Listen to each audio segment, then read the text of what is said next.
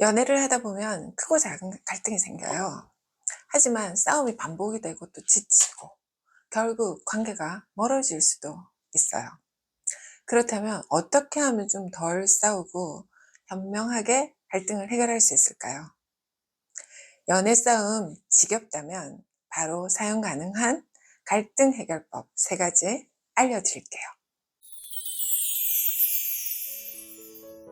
반갑습니다. 심리상담가의 이선입니다. 오늘은 29년 차인 심리상담가가 커플 상담을 할 때 알려주는 갈등 해결법 3가지.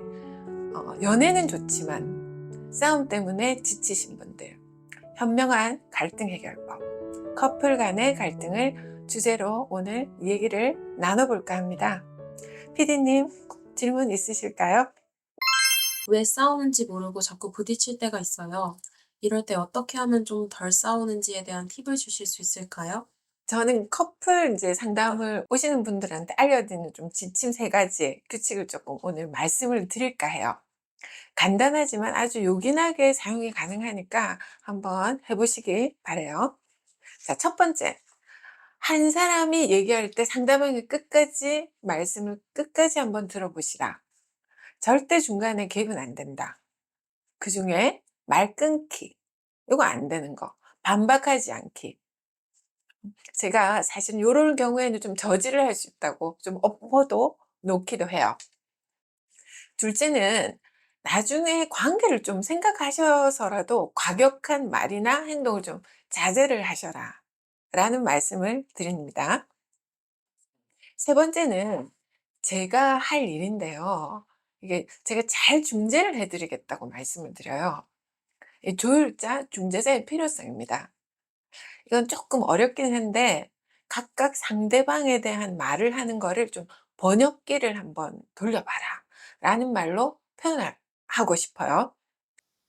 상담 현장에서 요 3가지를 먼저 말씀을 드리고 먼저 말씀하고 싶음부터 해봐라 라고 말을 하고 조율을 하고 상담을 시작하기도 한답니다. 귀에 쏙 들어오기도 하고 쉬워서 적용을 할 수 있을 것 같아요. 첫 번째, 다른 사람의 이야기를 끝까지 들으시라고 하는 것을 좀 더 설명해 주실 수 있을까요? 저 사실 충분히 들어주는 것만 해도 충분히 들어주고 듣기만 해도 마음이 많이 풀려서 가시는 분들이 있거든요. 음, 다만 이제 중간중간에 한숨을 쉬신다든가 표정이 굳어 있다든가 하는 이런 부정적 리액션을 좀 자제하는 게 중요하다라고 이제 좀 말씀을 드리고 싶어요. 그리고 우리는 왜 싸우는 걸까요? 싸움의 원인을 먼저 이해하려면 이 연애 싸움은 대부분은 이제 의사소통 부족이나 감정 조절의 실패, 가치관 차이 때문에 이제 발생을 하게 되는데요. 이제 요럴 때는 이제 감정적으로 반응하기 전에 먼저 갈등의 진짜 원인이 뭔지 한번 생각을 해 보셔라 라는 말을 해요. 자, 예를 들면 자주 싸우는 이유에 대한 예시를 좀 들어 드리면 사소한 말 때문에 감정이 또 상한다거나 서로의 기대치가 좀 다르다거나 또는 신뢰 문제, 예를 들면 뭐 거짓말을 자꾸 한다, 또 약속을 어긴다, 뭐 등등. 또 애정 표현이 또 다른 경우가 있잖아요. 어떤 분은 행동으로 해야지 애정 표현이 느껴지는데 어떤 분은 말로 해야지 되는 사람들. 그런 거 서로가 다르기도 하고 또 가령 뭐 과거의 상처 때문에 계속 뭔가 상처가 떠올라서 이 관계를 좀 해치는 것들. 또 요즘에는 이런 분들이 좀 많아요. 다른 사람과 사귀었을 어떤 트리거 때문에 지금 현재 만나는 사람과의 어떤 문제가 생기는 경우, 이런 경우도 상담이 좀 간혹 많이 있기도 합니다. 이 이제 질문에 대한 말은 조용히 한번 좀 들어주기만 해도 이 싸움의 본질이 뭘까를 먼저 이제 고민이 조금 되기도 하고, 상대방도 같은 시각으로 이제 문제를 좀 바라보기도 하고 고민을 이제 해보기도 하는 이런 좀 마법 같은 시간이 되니까 꼭 요긴하게 한번 써보실 수 있지 않을까 하는 생각이 듭니다. 쉽지만 요긴한 끝까지 들어주기. 이건 바로 사용해 볼 수 있는 꿀팁인 것 같아요. 두 번째, 과격한 말과 행동에 관한 설명도 부탁드려요. 과격한 좀 말이 좀 과격하기도 한데 나중에 관계를 좀 생각하셔서라도 과격한 말이나 과격한 행동 요건 좀 자제를 좀 하셔라 하고 제가 좀 많이 이렇게 워워시키거든요. 대개는 이제 상담사가 있을 때는 그렇게까지는 하진 않지만 간혹 폭력적인 행동이나 폭언 뭐 요런 데이트 폭력 이런 것들이 아주 갑자기 무심중간에 나와서 당황스러운 상황도 생기기도 한답니다. 자, 이럴 때 싸움을 키우는 행동 피하기 꿀팁 한번 알아볼까요? 이제 싸울 때 무심코 하는 행동이 갈등을 더 악화시킬 수도 있어요. 예를 들어서 뭐 비난, 인신공격. 그게 어떤 말이 있을까요? 피디님. 너 왜 맨날 그래? 뭐 이렇게 하는 말 들어보셨죠? 네. 자, 그다음에는 뭐 과거 들추기 이런 거 써요. "지난번에 너 지난번에 또 이랬잖아. 응?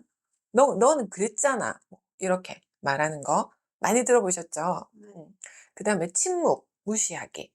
상대방을 무시하는 태도는 좀 더 큰 오해를 만들 때가 많은데요.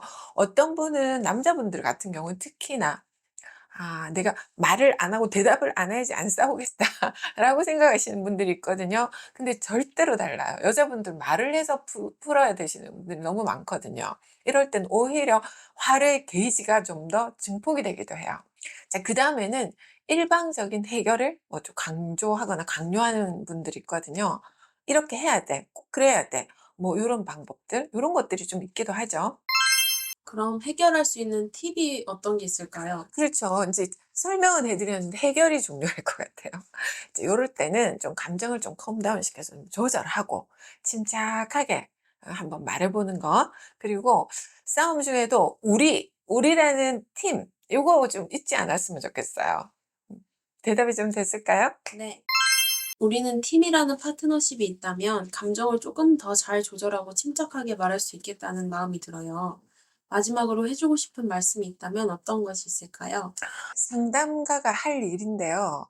이 중재자, 조율자의 필요성입니다. 이제 이거는 "번역기를 한번 돌려봐라." 이 좀 어려운 문제일 수 있겠죠.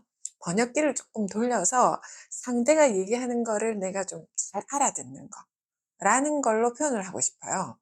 이 부분은 좀 훈련이 필요할 것 같아요. 그래서 저희 같은 전문가도 좀 필요한 그런 상황이지 않을까. 어 가령 이제 말보다 행동파인 남자분들한테 번역을 해 드리잖아요.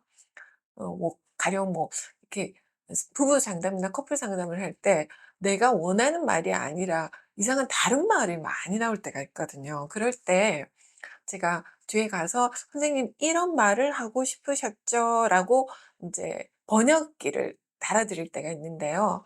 요때는 "아 제 말이요."라는 말을 하시면서 울컥거리시는 분들이 많아요. 또 얼마 전에 TV에 방영이 됐던 굿 파트너에서 보니까 각각의 변호사가 각각의 그 의뢰자들 이 얘기를 하는 거를 보면서 서로서로 번역기를 달아 주더라고요.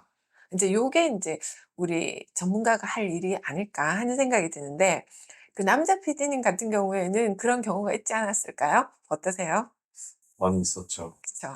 좀 울컥거리거나 참거나 이런 경우가 좀 있지 않았을까 하는 생각이 드는데 그런 경우도 있으셨나요? 많이 참은 적도 있는 것 같아요. 예. 그쵸. 참으면 안 돼. 예. 적절하게 잘 표현하고 티키타카가 참 중요하겠죠. 자, 이럴 때 팁 또 하나 드린다면 마지막으로 얘기를 다 한 다음에 "자기 생각은 어때? 당신 생각은 또 어때? 어때? 어때?"라는 말로 마무리를 좀 하는 건 어떨까요? 오늘 어떠셨어요? 역시 소장님은 커플들 간의 외계어 번역기신 것 같아요. 그래요. 번역가, 번역기 좋습니다.